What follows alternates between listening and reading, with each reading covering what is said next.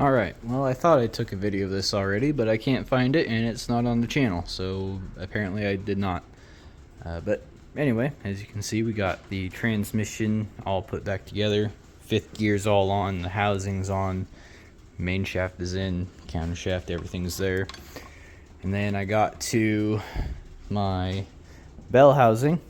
I'm not sure if I mentioned it in the last video. Said it would fit, doesn't fit. It's for some other transmission. My bad, I guess I didn't read into it enough. So started trying to clean up my old bell housing that did fit.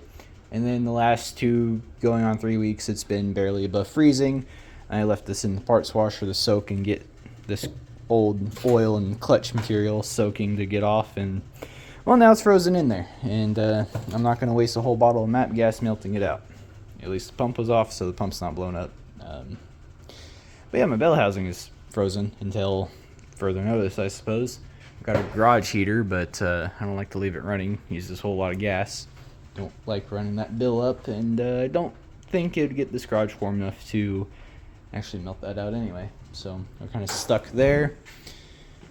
And then as far as my shifting top cover, whatever the hell you want to call it, I'm kind of on the fence about this, between rebuilding it or not, because I know it's worn out. I can feel the slop. I just had it on here and I couldn't even tell if I was in gear or in neutral, because just there's so much slop up in the actual shifter.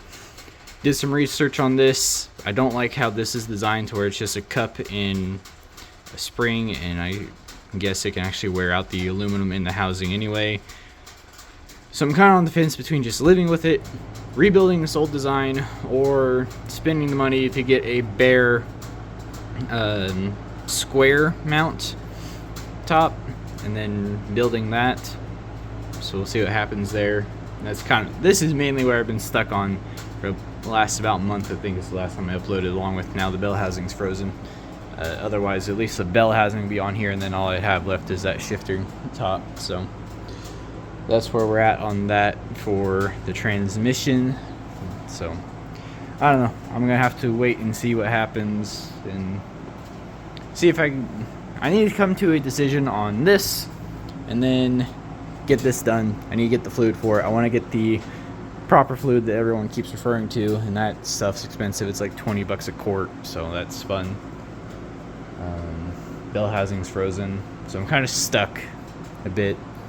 I could technically maybe get started on the front diff or the transfer case, wherever that's at right now. It's probably under workbench or something. But yeah, probably gonna wait until the weather gets and stays above freezing. I thought today I was gonna be able to get something done because it's about 45 right now, but given I kind of need parts for this, because I really don't want to live with just a sloppy shifting transmission after doing all this work to the transmission and the engine and the front end and everything, just to hop in it, and this is still flopping around 4 inches. So yeah, that's about where we're at, but at least the actual transmission part is all together and looks great.